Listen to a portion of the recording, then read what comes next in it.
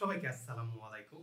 যারা June July ইনটেকে Dhaka বিশ্ববিদ্যালয়ে একটা এমবিএ বা ইএমবিএ করতে চাচ্ছেন, এই এমবিএ বা ইএমবিএ টা করতে কত খরচ হবে এটা নিয়ে আমি মোটামুটি একদম ডিটেইলে বিস্তারিত কথাবার্তা বলবো।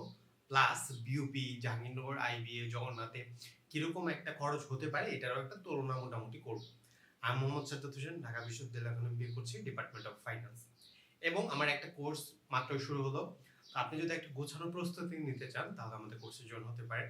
এটা আমাদের হোয়াটসঅ্যাপ নাম্বার, ডেসক্রিপশন বক্সে ফেসবুক পেজের লিংক, হোয়াটসঅ্যাপ নাম্বার সকল কিছু দেওয়া থাকবে, আপনারা যে যোগাযোগ করতে পারেন।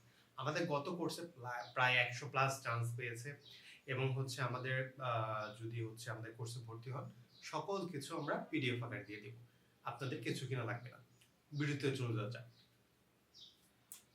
প্রথমত আমি খরচটা এক্সপ্লেন করার আগে আমি হচ্ছে একটু এস্টিমেটেড খরচ টোটাল কত হতে পারে এটা বলি। ডিউ ইএমবিএ প্রথমত হচ্ছে আপনার 2,70,000 থেকে 3,00,000 লাগবে। বিউপি হচ্ছে প্রফেশনাল যেটা এমবিএ আছে ওইটার মধ্যে আপনার হচ্ছে ওই যে সার্কুলার রেট বলে দেয় 2,49,500 এরকম আপনার লাগবে। জেইউ আইবিএ যেটা আছে এটার মধ্যে মোটামুটি লাগবে হচ্ছে আপনার আপনার হচ্ছে 2,60,000 মতো, ঠিক আছে, এরকম হচ্ছে প্লাস মাইনাস লাগবে। এটা হচ্ছে কি আপনার মোটামুটি খরচ একটা। আচ্ছা, যে জগন্নাথ ইউনিভার্সিটিতে আছে প্রফেশনাল এমবিএ আছে ওইটার মধ্যে 1,94,000 মতো প্লাস মাইনাস লাগে, এরকম মোটামুটি খরচটা হয়ে থাকে।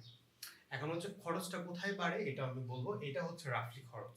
কোথায় বাড়ে বা কোথায় আপনি কমাতে পারবেন এটা নিয়ে আমি একটু বলি।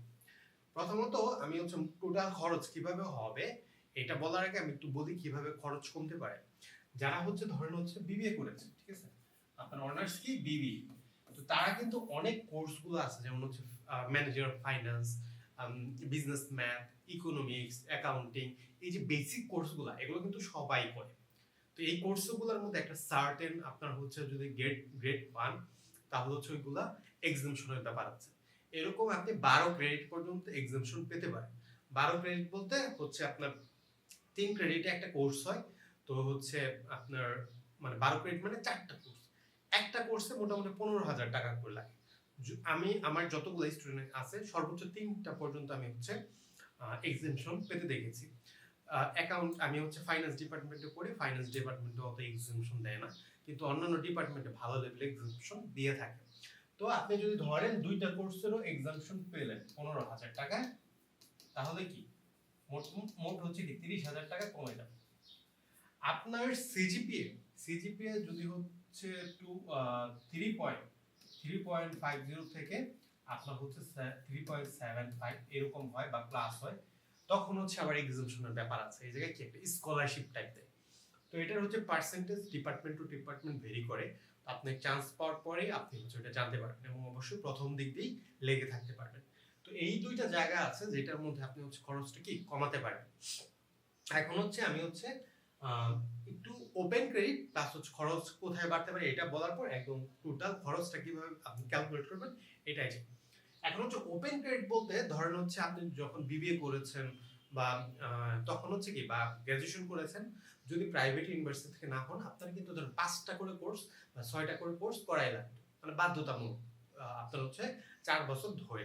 কিন্তু ওপেন ক্রেডিট কি আপনি হচ্ছে সর্বোচ্চ 5টা কোর্স, সর্বনিম্ন 2টা কোর্স হচ্ছে আপনি নিতে পারবেন, নিয়ে আপনার হচ্ছে কোর্সটাকে আস্তে আস্তে শেষ করতে পারবেন।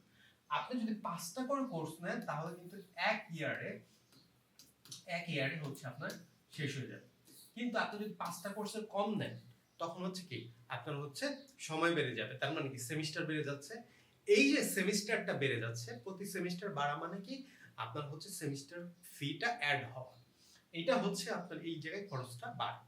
আচ্ছা, এখন হচ্ছে আমি হচ্ছে প্রথম দিকে যখন ভর্তি হতে যাবেন প্রথমত রেজিস্ট্রেশন ফি আপনার হচ্ছে 12,000 টাকা, ঠিক আছে। তারপর হচ্ছে ল্যাব ফি থাকবে 7,500 থেকে 10,000 টাকা, এটা ডিপার্টমেন্ট ভেদে পার্থক্যটা হয়ে থাকে। তারপর হচ্ছে কোর্স ফি 15,000 টাকা, মানে হচ্ছে পার কোর্স হচ্ছে আপনার মোটামুটি 15,000 টাকা। তো আপনার ধরেন হচ্ছে থাকবে হচ্ছে 16টা কোর্স 48 ক্রেডিট, ঠিক আছে।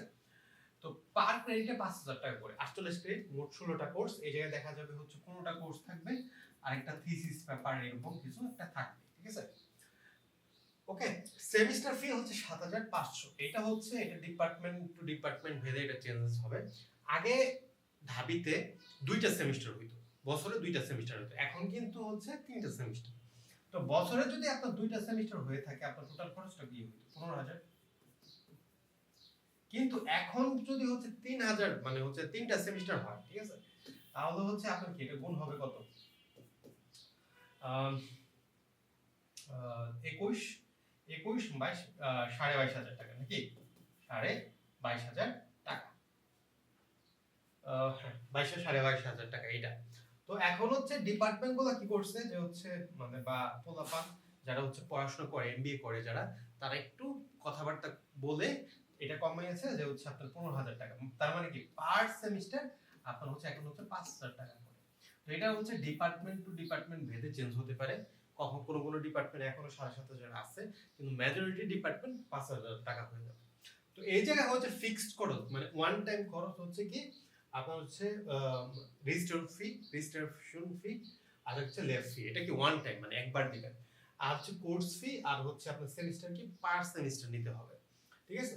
আমি একটা হচ্ছে এস্টিমেটেড আপনার হচ্ছে খরচ দেখাই। ধরেন হচ্ছে প্রথম সেমিস্টারে আপনি 4টা কোর্স নিলেন, সরি 3টা কোর্স নিলেন, বললাম আমি 3টা কোর্স নিলেন, তাহলে হচ্ছে আপনার কত টাকা খরচ হতে পারে?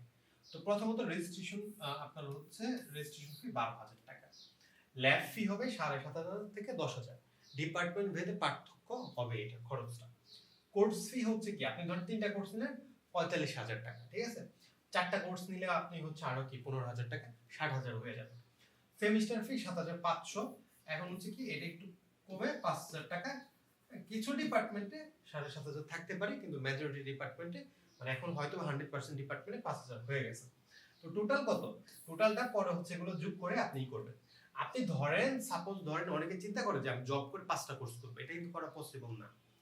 হ্যাঁ, আমি হচ্ছে সাপোজ আমি আমার যদি কথাবার্তা বলি, আমি কিন্তু মানে আমি আমার লাইফে ব্যস্ত থাকি, আমার পড়াশোনা থাকে, সবকিছুই থাকে, কিন্তু আমি কিন্তু জব করি না। যখন হচ্ছে আমি হচ্ছে এমবিএ শুরু করি, আমি জব ছেড়ে দিয়েছি বা টুকটাক যা করতাম, আমি হচ্ছে আমার মানে ক্যারিয়ার ফোকাসড বা হচ্ছে আমার চিন্তা ভাবনা টোটালি আলাদা। ওটা নিয়ে আমি হচ্ছে অন্যদিন একটা কথাবার্তা বলবো। কিন্তু আমি টোটালি ফ্রি থাকার পরে ফাইন্যান্সের মতো ডিপার্টমেন্টে আমি কিন্তু 5টা করে কোর্স নিতে পারিনি। আমি যেই সব মানুষদের চিনি যে 5টা করে কোর্স হয়তো বা তারা নিয়েছিল, তাদের কিন্তু হচ্ছে পরবর্তীতে প্রচুর হচ্ছে কষ্ট পোহাতে হয়েছে, রেজাল্ট খারাপ হয়ে যায় আর অনেক ঝামেলা। এবং যেহেতু দেখতে পারতেছেন একটা কোর্স মানে কি 15,000 টাকা, ঠিক আছে, একটা কোর্স মানে 15,000 টাকা, তো অনেক ঝামেলা। তো অনেকে কি করে যে 4টা কোর্স নেয়, যারা জব করে 4টা কোর্স নেয় বা 3টা কোর্স নেয়, আস্তে আস্তে শেষ করে, বুঝতে পারছেন? তো যত বেশি আপনার সেমিস্টার আপনার বাড়বে, খরচটা এই জায়গায় বাড়বে।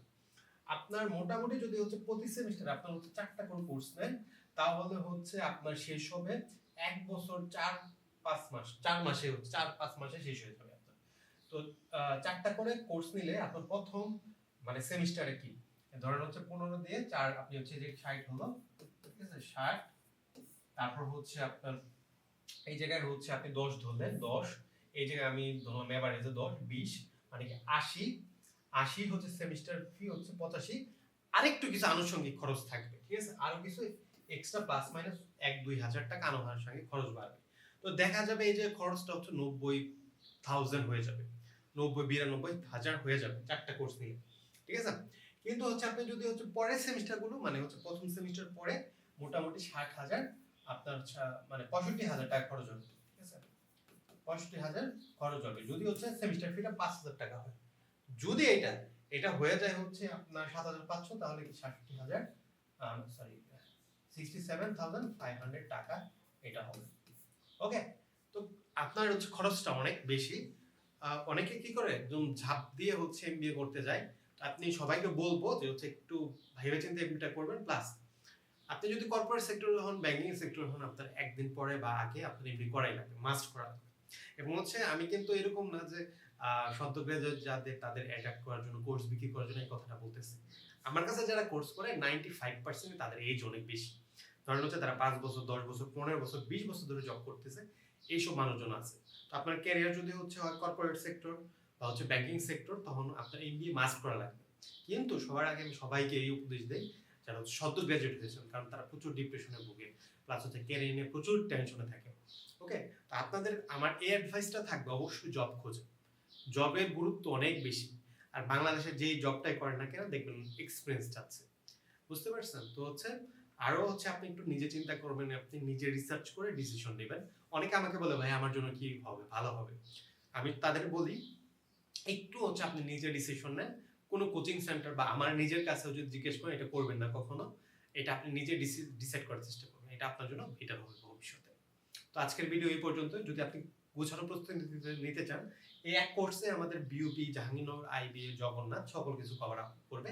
আপনি যদি একটা গোছানো প্রস্তুতি নিতে চান, আমাদের কোর্সে জয়েন হতে পারেন। ডেসক্রিপশন বক্সে ডিটেইলস দেওয়া আছে।